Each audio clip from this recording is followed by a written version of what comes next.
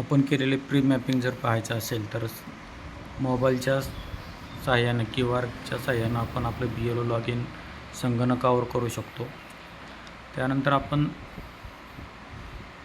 या ठिकाणी होम दिलेला आहे, आपला डॅशबोर्ड दिलेला आहे. डॅशबोर्ड जर आपण ओपन केला तर आपल्याला अशा पद्धतीनं स्क्रीन येऊन जाईल. याच्यामध्ये या ठिकाणी प्री SIR इलेक्ट्रो मॅपिंग आपल्याला दिसते.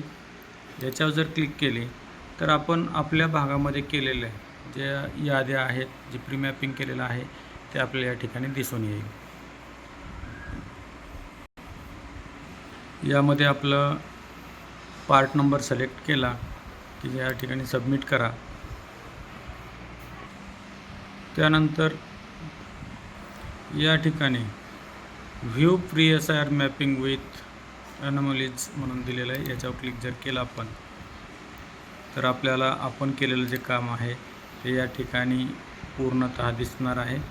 सिलेक्ट मॅपिंग कॅटेगरी जर केलं त्यात सेल्फ, प्रोजेनी आणि ॲनोमली हे तिन्ही पण दिसणार आहे.